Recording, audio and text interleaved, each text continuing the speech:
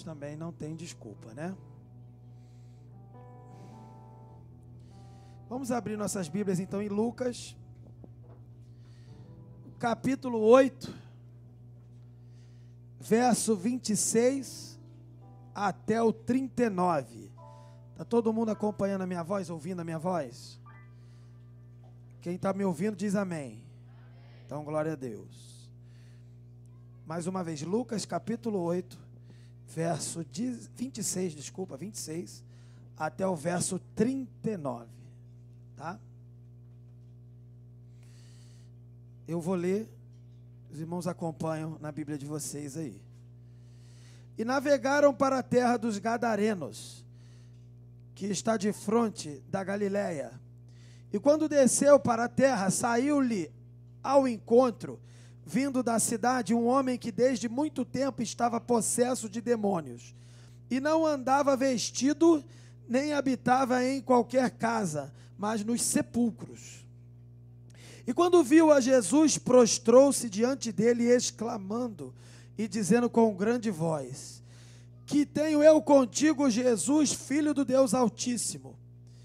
Peço-te que não me atormentes, porque tinha ordenado ao espírito imundo que saísse daquele homem, pois já havia muito tempo que o arrebatava, e guardavam-no preso, com grilhões e cadeias, mas, quebrando as prisões, era impelido pelo demônio para os desertos.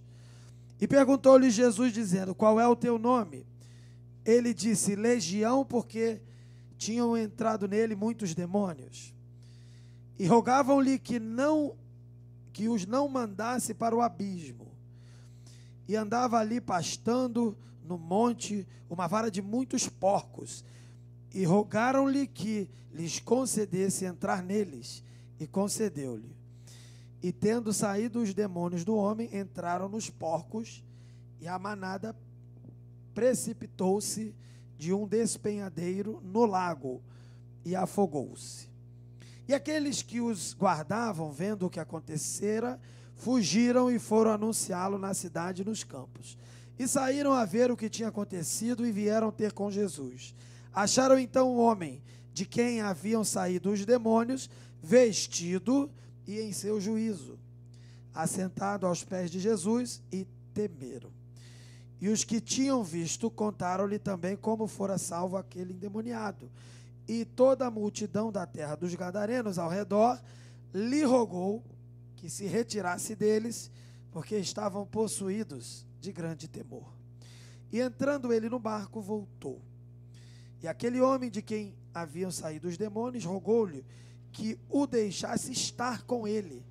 Mas Jesus o despediu, dizendo: Torna para tua casa e conta quão grandes coisas te fez Deus. E ele foi apregoando por toda a cidade quão grandes coisas Jesus lhe tinha feito. Amém. Essa é a palavra de salvação para nós. Glória a ti, Senhor. Vamos orar? Senhor, nosso Pai, mais uma vez em oração, clamamos para que o teu Espírito venha sobre nós, fale conosco, que possa produzir em nós transformação, possa apontar em nós aquilo que precisamos corrigir, para que tenhamos uma mudança e um comportamento mais parecido com o Senhor. Toda distração, todo cansaço, todo sono, tudo aquilo que tenta falar e atrapalhar o som da tua voz, nesse momento, seja repreendido pelo nome de Jesus. Que possamos ouvir somente a tua voz. Em nome de Jesus oramos. Amém.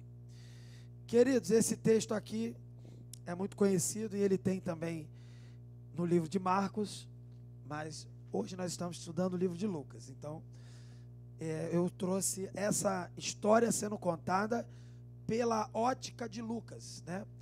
Não sei se vocês tiveram a oportunidade de saber, mas existem 4 evangelhos. Estamos estudando os 4 evangelhos de forma mais rápida, porque um retiro não dá para aprofundar, né?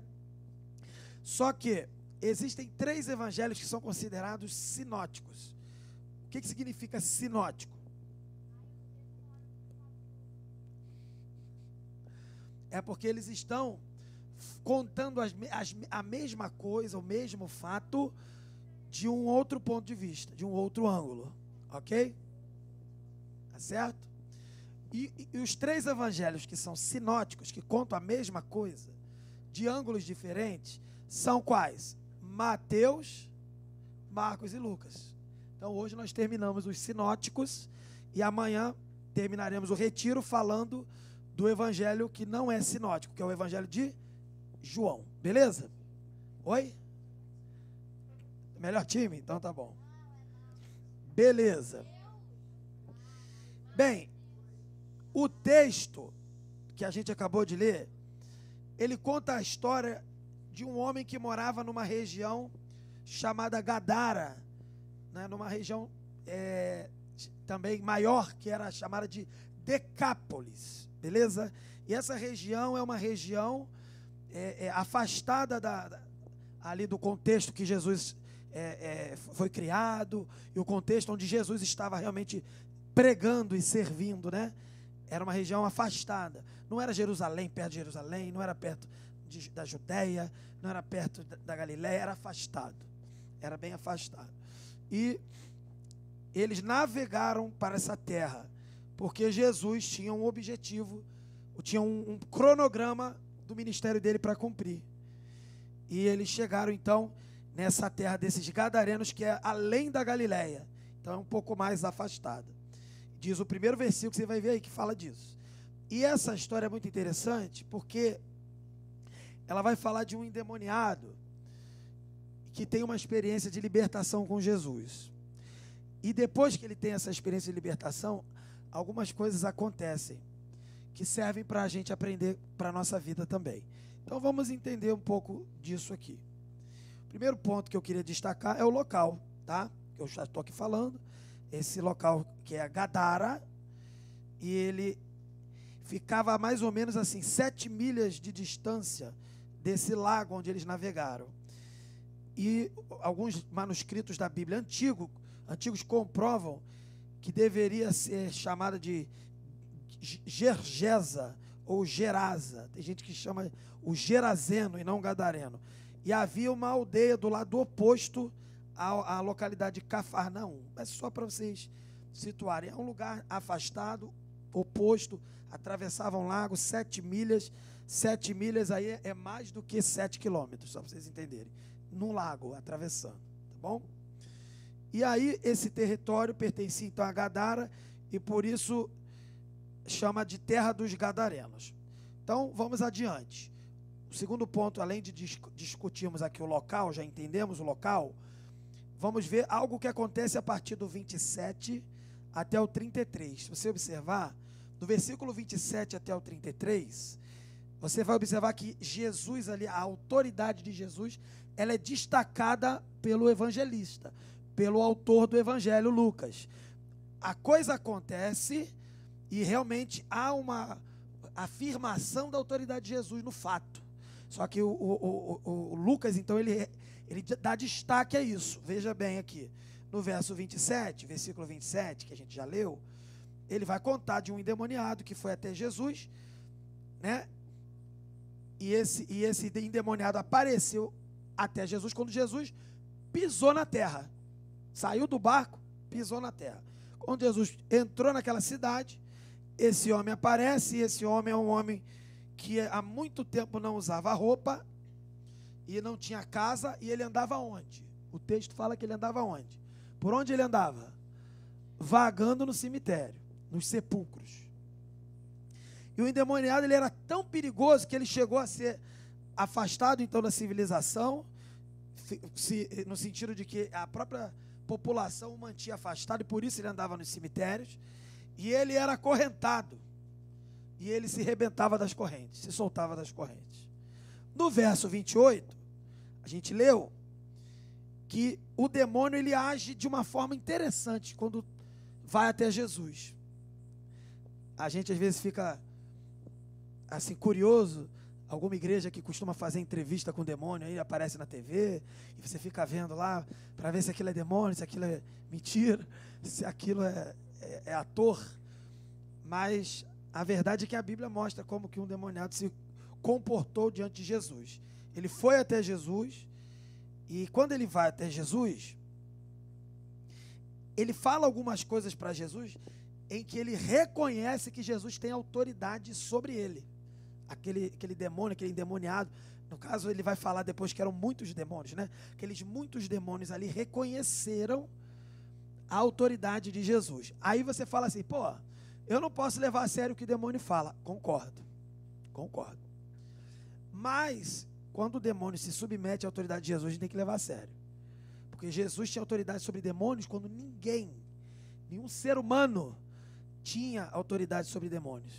Não é uma coisa que você fala assim, hoje em dia eu tenho um monte de pastor que bota demônio para fazer um monte de coisa. Não é bem isso não. Muita coisa ali que não é demônio não, é ator. Bem claro aqui falando para você. E nem é pastor, também é ator. É 171. Agora, Jesus ali, ele teve um encontro com esse endemoniado e o demônio reconheceu isso. Eu lembro da carta de Tiago, quando Tiago está falando de fé, e ele fala que a fé sem obras é o quê? Morta. Ele está destacando que não basta ter fé, dizer que acredita, mas tem que se comportar de acordo com aquela fé que você coloca em prática ali, aquilo que você crê. Então, e aí ele usa um exemplo, ele fala assim, até os demônios creem. Isso não resolve a vida deles. Os demônios não vão para o céu, eles vão para o inferno. Eles já estão condenados e não têm oportunidade de salvação. Mas até os demônios creem, disse Tiago. E esse endemoniado aqui é um exemplo disso. Ele sabia da autoridade de Jesus e não apenas sabia, se submeteu a ela, já conversando com ele, já ali abordando Jesus. Ele foi até Jesus falar com Jesus. Quando ele foi falar com Jesus, a declaração dele era de alguém que estava submetido até contra a própria vontade, porque ele era um opositor, um inimigo, mas ele estava submetido ao poder de Jesus. E veja, Jesus, que estava num momento ali de esvaziamento, ou seja, ele não estava glorioso, glorificado no fulgor da sua glória.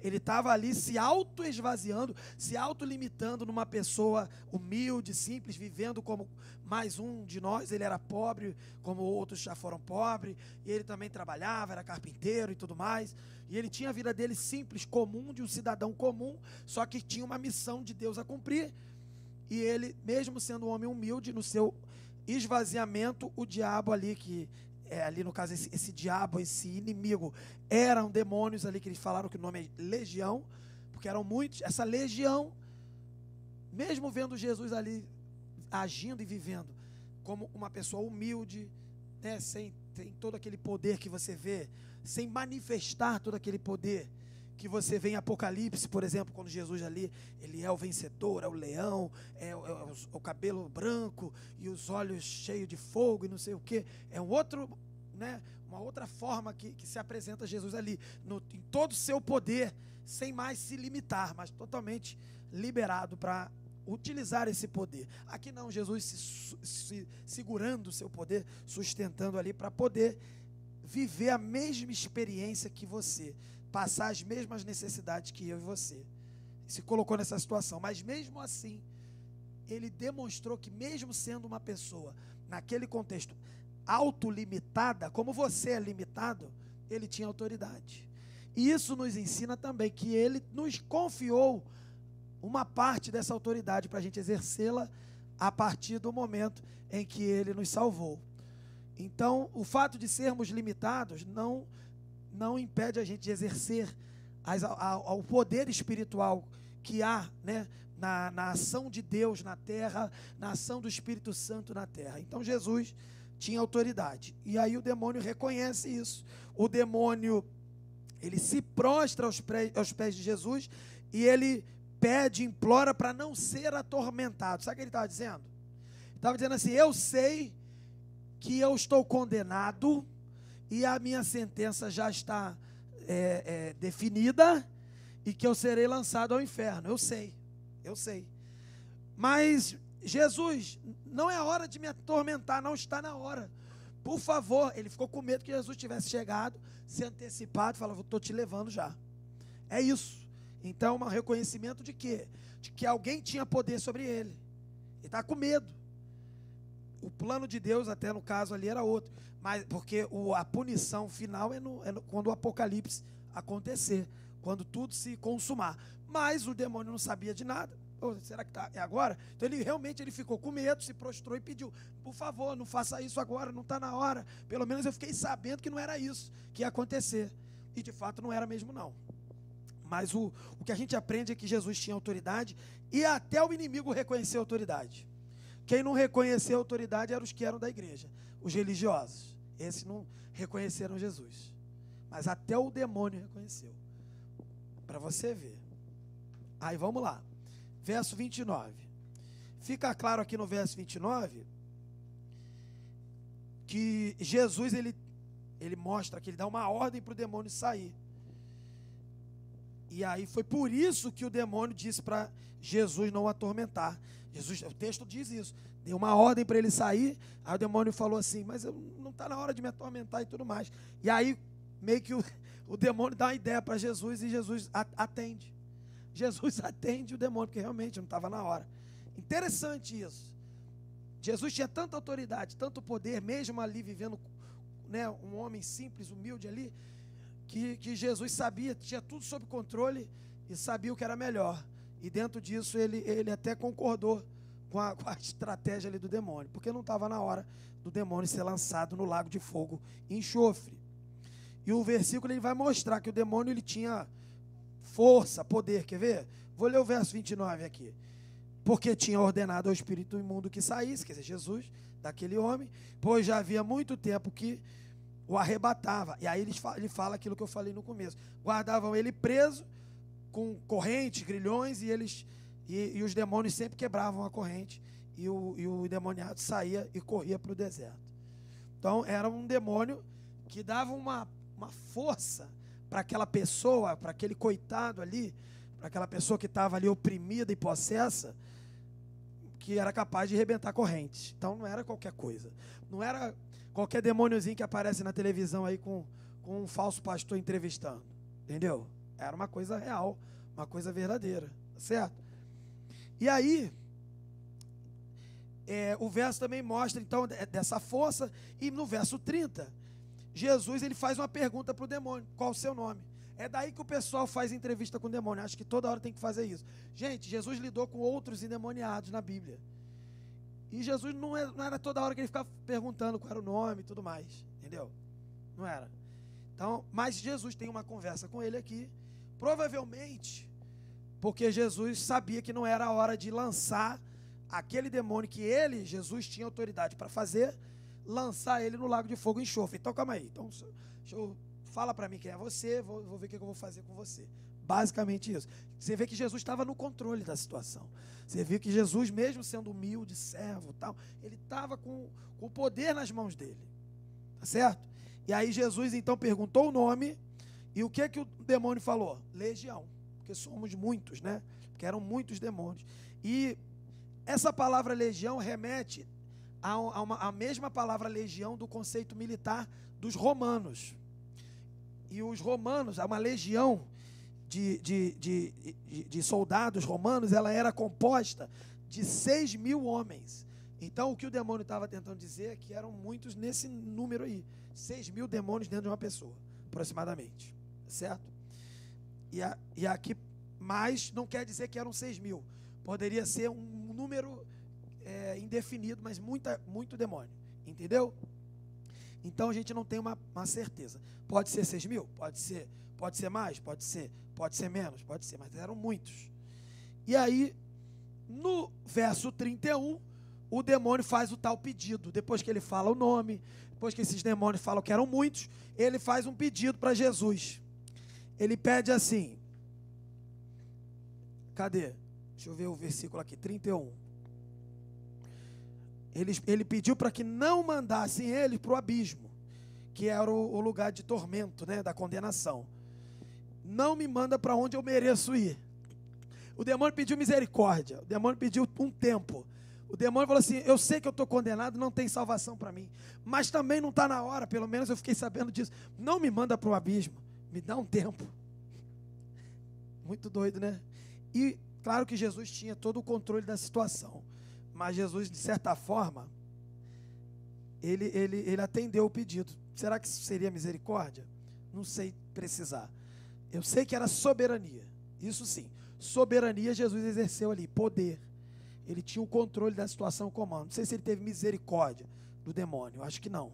Porque misericórdia restaura a pessoa. E aquele demônio não seria restaurado. Provavelmente então não foi misericórdia, mas foi o quê? Demonstração de poder e controle. Mas Jesus atendeu o pedido porque provavelmente Jesus tinha que ser coerente com o plano, o cronograma que ele estava cumprindo de Deus. O Pai deu um plano para ele cumprir. Antes da fundação do mundo, esse plano foi preparado. E Jesus então estava cumprindo um cronograma no tempo perfeito. E não era tempo daqueles demônios serem lançados no abismo. É isso que a gente pode dizer nesse momento. E aí, então, Jesus, de certa forma, atende, não envia então esses demônios para o abismo. E o que significa esse abismo? Seria realmente o inferno onde eles deveriam estar. E aí, no 32, o texto conta, Lucas vai relatar que havia uma vara de porcos. Vara é o coletivo de porcos, né? Então, havia uma vara de porcos, muitos porcos, pastando ali, né? Num monte próximo ali. E aí os demônios deram a ideia para Jesus, falaram, joga a gente ali, faz a gente sair do homem, tudo bem, a gente sai, mas não deixa a gente vagueando no abismo não, manda a gente para os porcos. E foi isso que aconteceu. Jesus enviou ele para os porcos, e havia também um ensinamento que Jesus ia dar para todos nós e para quem presenciou aquela situação. Aí começa o ensinamento. Repare que quando o demônio sai, ou os demônios saem daquele homem, o que acontece com aquele homem? Ele fica o quê? Liberto, são, saudável, restaurado. Sim ou não? E isso é bom ou ruim? Isso é bom. Qualquer pessoa que visse a cena ia ficar o quê? Feliz, assustado eu sei, mas feliz porque, né, se você estivesse vendo um filme de terror, pô, o cara se safou da situação. Sim ou não? Beleza, tranquilo. Aí os demônios foram para onde? Para os porcos. E o que aconteceu com os porcos? Se jogaram no abismo. Aproximadamente 2.000 porcos se jogaram no abismo. Essa era a conta. Mas presta atenção agora. Se eles estavam pastando, 2.000 porcos, era animal de estimação? Era o cachorrinho da tua casa? Não, era o quê? Era alguém que ganhava dinheiro com porco, não era? Sim ou não? Era alguém que dependia disso para comer, para vender, para comprar, não é isso? O que ele teve? Um prejuízo? Então, vai raciocinando aí. Então, vamos ver onde isso vai dar, essa história aí. Então, os demônios, então, foram... A autoridade de Jesus é tão grande que os demônios pediram, imploraram para Jesus fazer isso, e Jesus, então, permitiu, e os porcos eram para serem vendidos nos mercados ali dos gentios de Decápolis. Os judeus... Inclusive, a regra era que eles não deveriam negociar com essas pessoas, nem fazer uso desse comércio, que era o comércio de pessoas impuras naquele contexto, mas eram pessoas que, ou seja, seria como se fosse comerciante, né? No verso 33, a gente vê que diante da ordem de Jesus, os demônios saíram e aconteceu isso. Entraram nos porcos e essa manada de 2.000 porcos se jogou no precipício. Beleza. A pergunta é, por que Jesus permitiu essa destruição de propriedade, esse prejuízo desses comerciantes? Por que Jesus, para resolver o problema de uma pessoa, para libertar uma pessoa, ele permitiu que houvesse um prejuízo para outras pessoas? É uma pergunta honesta, complicado, né? Por que ele permitiu isso?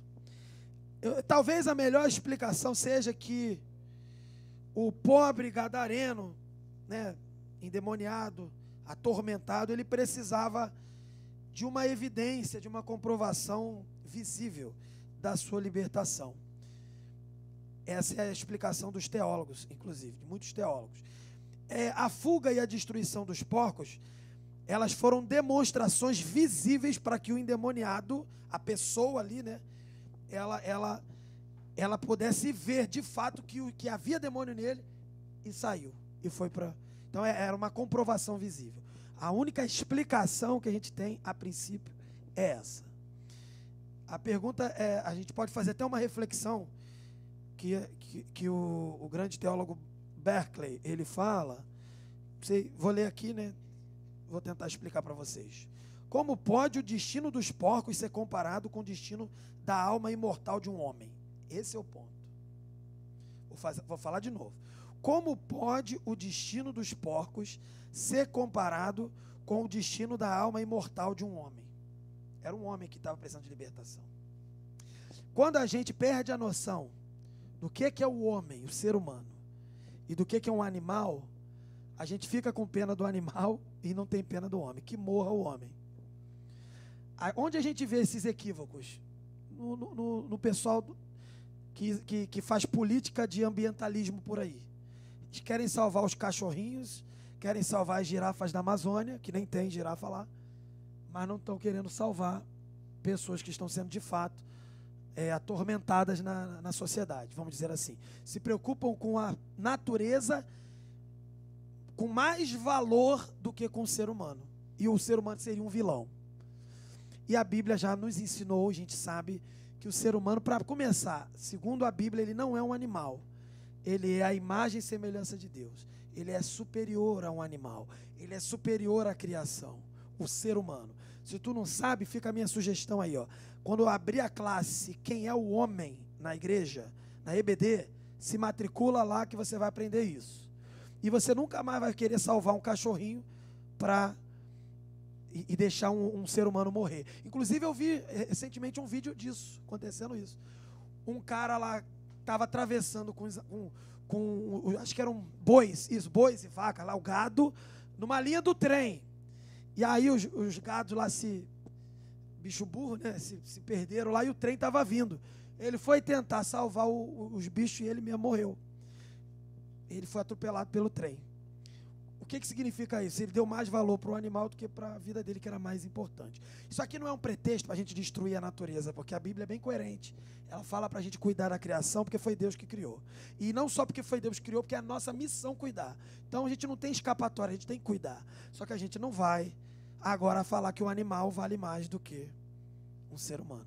Então é isso, quando alguém fica com pena dos porcos aqui, e não fica com pena do gadareno, precisa rever o seu conceito bíblico de quem é o homem, de quem é a criação. Você provavelmente foi abastecido de filosofias na escola, em algum lugar, ambientalistas malucas que deturpam o conceito correto de valor da vida em todos os seus níveis, valor da vida humana, valor da vida de um animal, de uma planta, etc. Então, aqui a ideia é, sim, houve um prejuízo para aquelas pessoas que cuidavam daqueles porcos? Houve. É uma pena que aqueles animais se jogaram no precipício? É uma pena. Mas posso dizer uma coisa para você? Quem criou os porcos? E sabe o que acontece quando qualquer ser, não estou falando ser humano, qualquer ser morre? Volta para Deus, volta para a origem, volta para a sua fonte. E é ruim voltar para Deus? Então ninguém precisa ficar triste com isso, entendeu? Isso é teologia, na prática. Não precisa ficar triste. Para ficar triste, por exemplo, eu tenho 2 cachorros, tinha 2 cachorras, agora eu tenho uma só. A Bela e a Luna. A Bela morreu ano passado. Bem velhinha, 14 anos. Labrador, vira-lata, mas era labrador. Aí ela morreu, velhinha, estava lá. E ela, olha, é uma coisa linda, parece gente. Parece gente. Ela, nas últimas, ela estava assim, ela já tinha visto a gente estava morando em Cabo Frio e encontrava com ela e saía, e voltava, e saía, e voltava. E ela já tinha visto todo mundo. Mas ela estava esperando uma amiga aparecer. A Bela, sério, estava esperando uma amiga aparecer. Que era uma empregada nossa que trabalhava lá em casa. Quando a empregada foi lá, ela morreu no colo da empregada. Porque ela gostava da empregada. Então assim, vai dizer que não é um negócio sinistro, assim, pô, parece até gente? É, parece. Mas não é gente. Entendeu?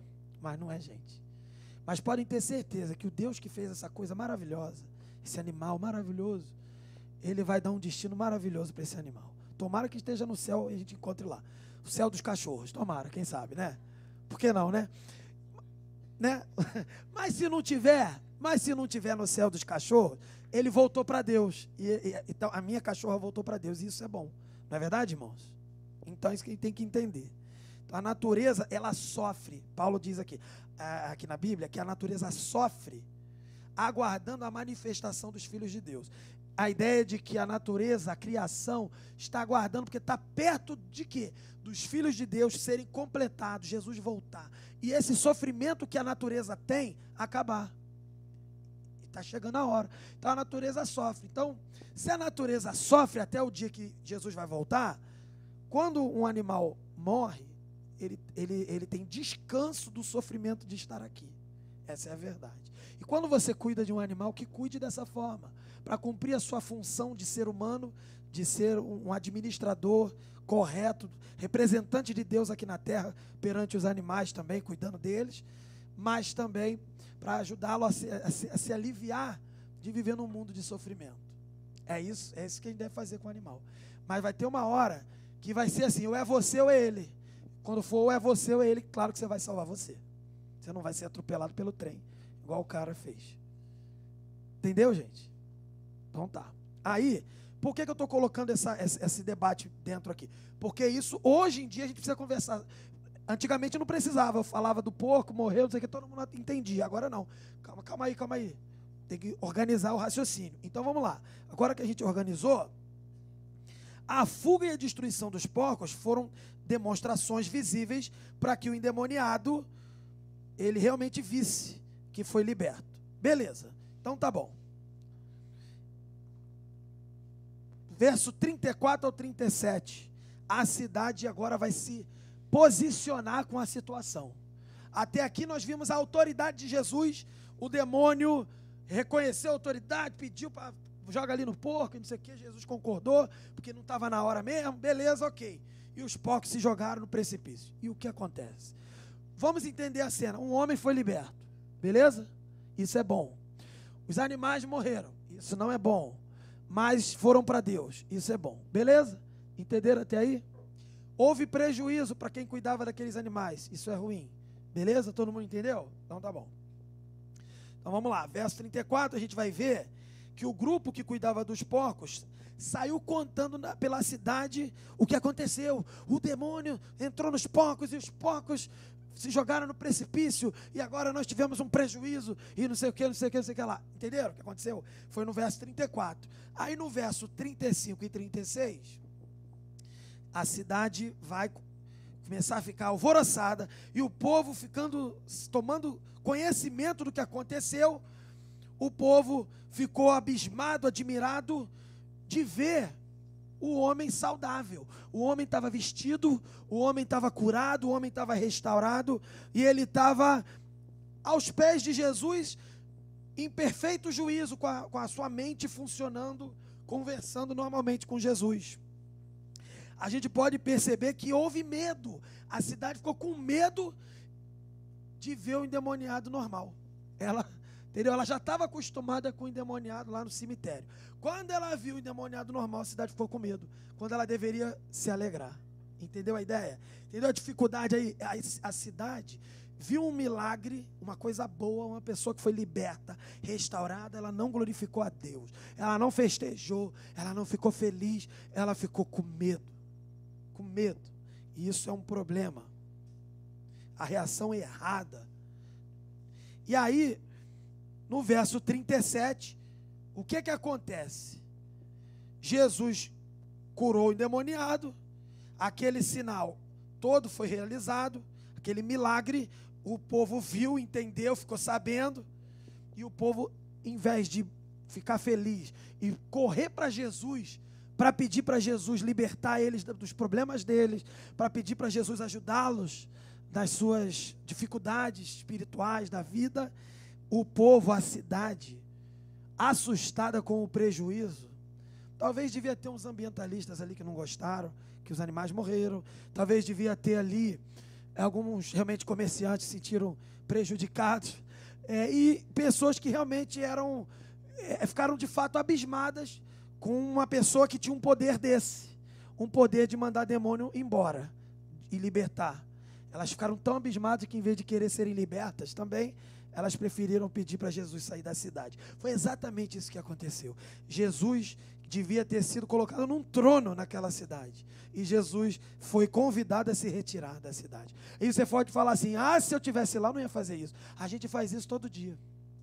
A gente nem presta atenção, mas quando você escolhe o pecado, seja qual for o pecado aí da vez, quando você escolhe o pecado, ao invés de Jesus, você está pedindo para Jesus se retirar da cidade. A gente ficou achando aqui, porco, nada a ver, é ruim de eu dar mole para essa história do porco. Claro que eu não ia pedir para Jesus ir embora. Você nunca teve, talvez tenha tido um prejuízo de 2.000 porcos. Eu nem sei quanto é um porco, gente, mas deve ser caro pra caramba. E você tem um prejuízo de 2.000 porcos. Acho que você, adolescente, nunca teve esse prejuízo na vida. Mas você manda Jesus embora por muito menos. Só porque você quer satisfazer a sua vontade da desobediência. Então a gente tem que aprender e pensar assim, olha, eu acho que eu não faria isso, mas eu reconheço que tem dia que eu estou ali na minha vida, no dia a dia, e eu dou mole. Eu dou mole e peço para Jesus sair de perto da minha vida, porque eu quero fazer a coisa do meu jeito, eu quero pecar. Então você, quando faz isso, você está pedindo para Jesus sair da tua cidade, você está mandando Jesus embora. O povo rejeitou Jesus por causa do prejuízo, com medo daquele homem poderoso que apareceu ali com o poder de expulsar demônios. E o povo dava mais valor aos porcos do que ao homem que foi liberto. É isso. O povo dava mais valor ao dinheiro do que à salvação de um homem. É assim que a gente deve agir? Como que a gente deve agir? Dar valor à salvação. A sua e a do outro. Ontem a gente não aprendeu a servir? Então, se você e eu aprendemos a servir, nós temos que valorizar a salvação que você recebeu e a salvação do outro. Vai ter vezes que você vai valorizar apenas se alegrando com a notícia de que alguém foi alcançado por Jesus. E vai ter vezes que você vai ser o instrumento que Deus vai usar para aquela pessoa ser salva. Mas o mais importante é que no nosso coração, na nossa mente, na nossa cosmovisão, na nossa forma de ver o mundo, a gente não tem que ficar preocupado em salvar os porcos, a gente não tem que ficar preocupado em salvar partes da nossa vida que a gente esconde para ninguém ver, mas que aquilo é pecado. A gente tem que estar preocupado em se entregar por inteiro e valorizar aquilo que Jesus valorizou, a vida de quem precisa de salvação. Se você foi salvo, você entendeu a salvação mesmo, você vai querer que essa salvação chegue para outras pessoas. É isso que a gente aprende aqui. E aí, olha que coisa doida. O homem estava saudável, a cidade mandou Jesus embora. Jesus, que tinha toda a autoridade, que os demônios pediram para Jesus considerar uma sugestão ali. Jesus, cheio de autoridade ali, comandou aqueles demônios, resolveu o problema. A cidade mandou Jesus embora. Jesus simplesmente obedeceu. O cara que tinha autoridade sobre demônio, que ninguém tinha. Jesus saiu. E quando ele se preparou para sair, acontece essa última cena aqui, que é interessante.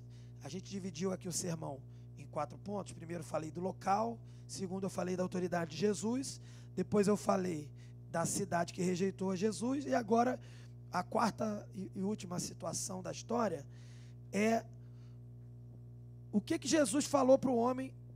Jesus deu uma missão para um homem que era endemoniado, tinha acabado de sair demônio da vida dele. Imagina, entra um demoniado na igreja, o pastor expulsa o demônio. Aí logo depois, agora ele já tem uma missão. É isso que aconteceu. A gente vê que depois desse encontro que Jesus teve com esse endemoniado, o homem, ele já foi convidado para Jesus, por Jesus, né, para divulgar, para falar para as pessoas o que aconteceu com ele.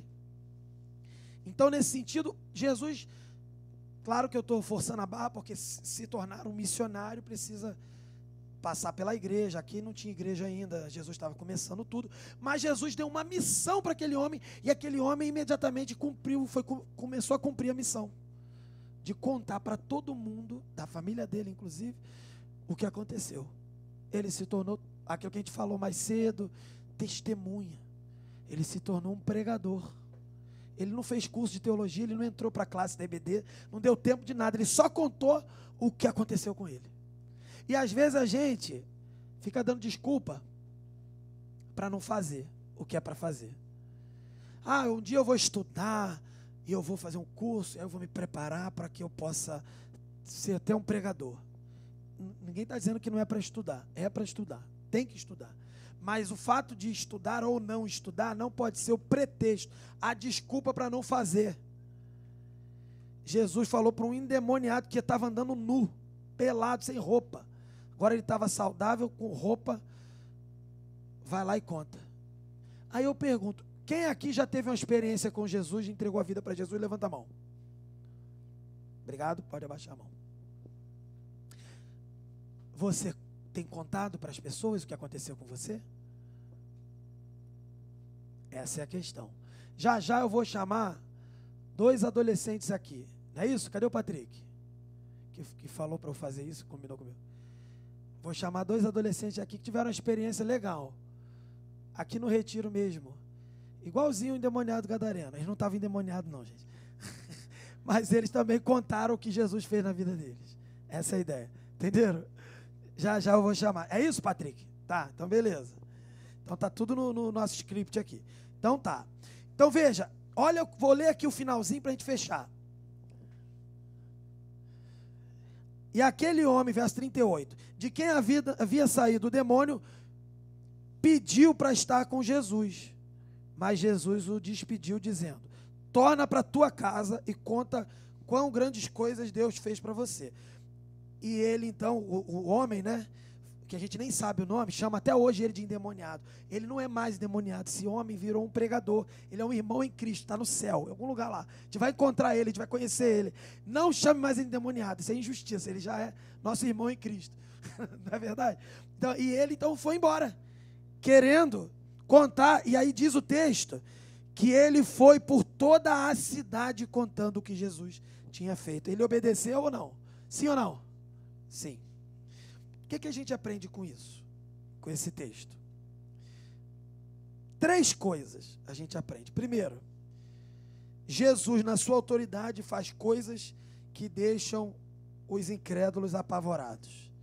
Você é incrédulo ou você crê em Jesus? Você crê em Jesus?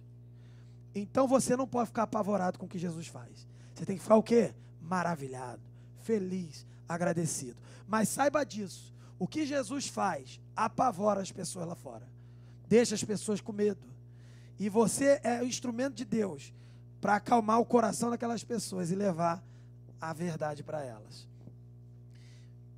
Segunda coisa que a gente aprende aqui, aquela pessoa, uma pessoa quando tem um encontro com Jesus, a primeira coisa, uma das primeiras coisas que ela quer é ficar com Jesus. Sim ou não? Você lembra do dia que você entregou sua vida para Jesus? A alegria que veio no seu coração? A vontade de estar com Ele, a vontade de estar na igreja, a vontade de estar servindo a Ele? A primeira coisa que a gente sente quando recebe a salvação é isso, estar com Ele. E o que esse homem, a primeira coisa que ele falou para Jesus depois que, né, assim que a gente viu aqui relatado, depois que ele teve um encontro com Jesus, ele queria ir, já que Jesus ia embora, ele queria ir embora com Jesus. Eu vou para onde você vai, eu não preciso ficar aqui. Jesus estava indo embora, e a gente tem que ser isso mesmo. Se você tem um encontro com Jesus, Senhor, me leva, eu quero ir para o céu, ficar contigo. Tem que ter essa vontade no coração. Isso tem que queimar no teu coração, todo dia. Me leva, Senhor! Tomara que ele me atenda mesmo. Aí fala, não, porque você vai morrer. Não, de repente ele volta, eu não morro, né? Mas assim, a ideia é essa, é vontade de estar com Jesus. Quem tem um encontro com Jesus tem vontade de ficar com Ele. Aquele endemoniado está ensinando para muito crente, velho, burro, velho de igreja, que nem sei ser crente, que não tem vontade de estar com Jesus. Tem vontade até de vir no retiro, mas não tem vontade de estar com Jesus. Não estou falando de vocês não, estou falando assim de geral, tá? Tem vontade de muita coisa que tem legal na igreja, mas não tem vontade de estar com Jesus. Um crente de verdade, ele quer Jesus. E as outras coisas que tem na igreja é consequência, porque ele ama Jesus, ele quer estar com Jesus. E aí quando você fala, Jesus, eu quero estar contigo, sabe o que ele fala para você? Eu tenho uma missão para você. Não é hora de ir para o céu ainda. Não é hora de subir comigo. No caso aqui, Jesus não estava indo para o céu, ele estava indo embora para outra cidade. Mas não é hora de ir para onde eu estou. É a hora de ir para onde eu estou mandando você ir. Para você me representar lá. Você tem uma missão. Você entendeu? A vontade de estar com ele tem que te mover.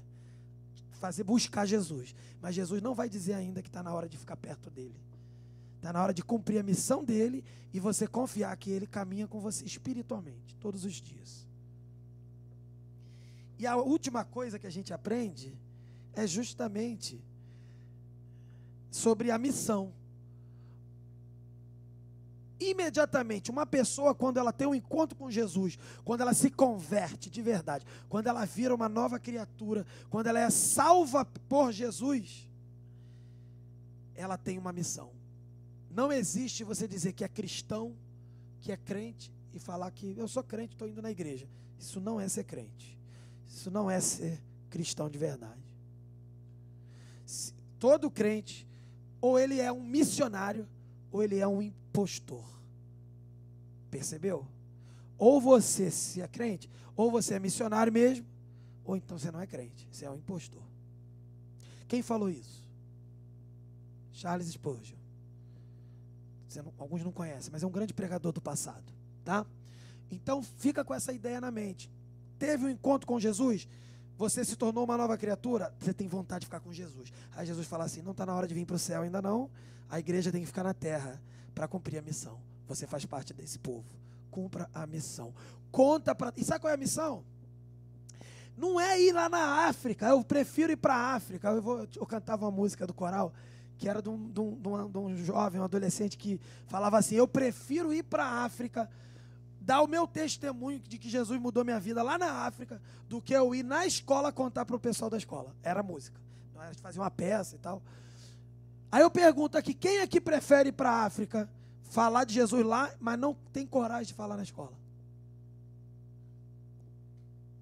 Essa é a ideia.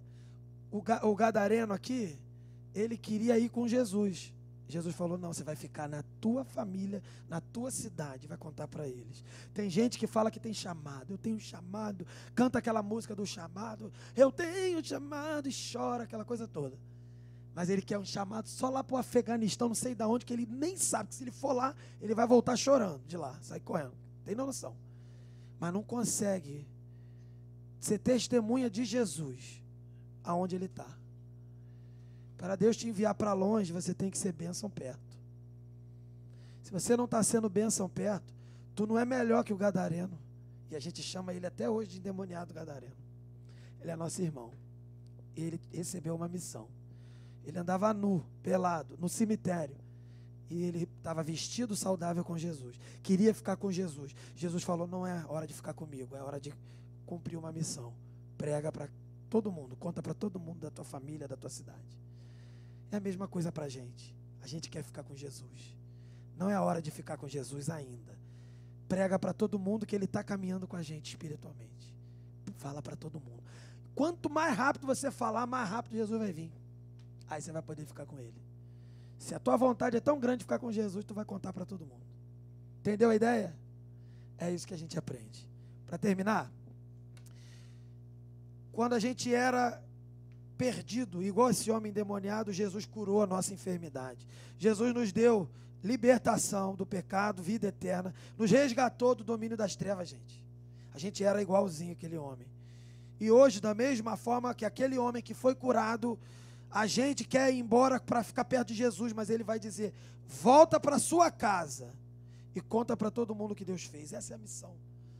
Volta para sua casa e conta. Você vai sair desse retiro, vai lá para tua casa e conta o que Deus fez. Vai lá para os teus parentes e conta. Vai lá para o colega da escola e conta. Vai lá para o colega da faculdade e conta. Para o colega do curso e conta. É só isso que você tem que fazer.